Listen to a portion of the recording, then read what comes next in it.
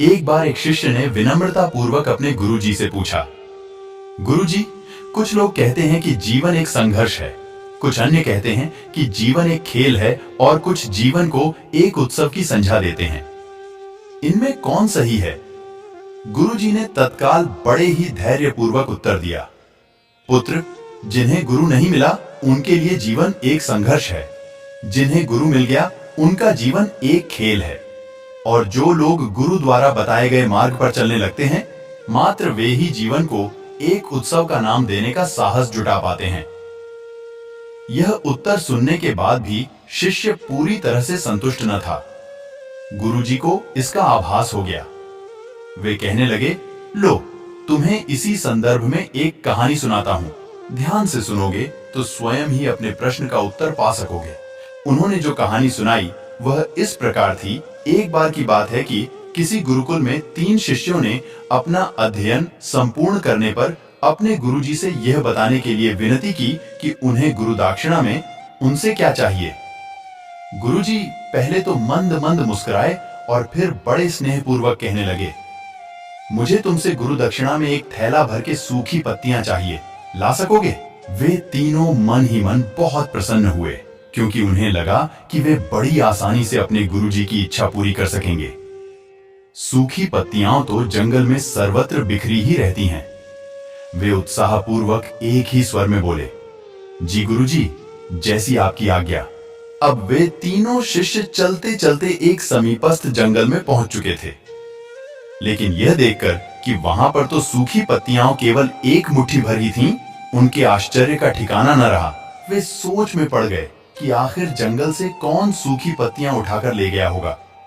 इतने में ही उन्हें दूर से आता हुआ कोई किसान दिखाई दिया। वे उसके पास पहुंचकर उससे विनम्रता पूर्वक याचना करने लगे कि वह उन्हें केवल एक थैला भर सूखी पत्तियां दे दे। अब उस किसान ने उनसे क्षमा याचना करते हुए उन्हें यह बताया कि वह उनकी मदद नहीं कर सकता, क्योंकि उसने सूखी पत्तियों का ईंधन के रूप में पहले ही उपयोग कर लिया था।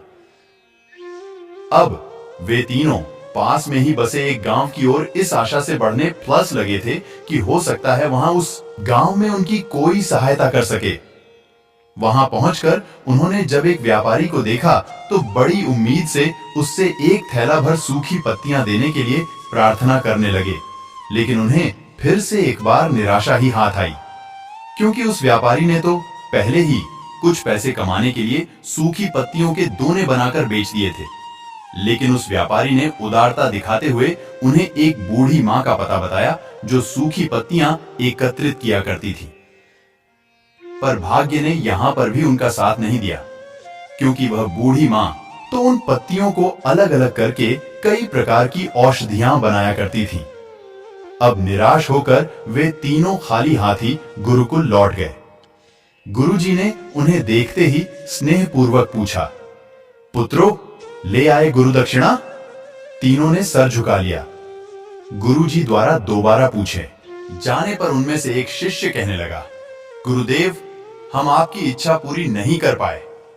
हमने सोचा था कि सूखी पत्तियां तो जंगल में सर्वत्र बिखरी ही रहती होंगी, लेकिन बड़े ही आश्चर्य की बात है कि लोग उनका भी कितनी तरह से उपयोग करते हैं। गुरुजी फिर पहले ही की तरह मुस्कुराते हुए प्रेम पूर्वक बोले, निराश क्यों होते हो?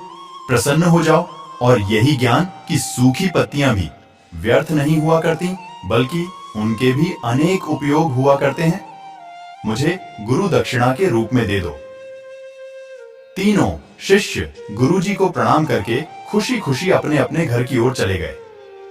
वह शिष्य जो गुरुजी की कहानी एकाग्रचित्त होती हैं, तो फिर हम कैसे किसी भी वस्तु या व्यक्ति को छोटा और महत्वहीन मानकर उसका तिरस्कार कर सकते हैं?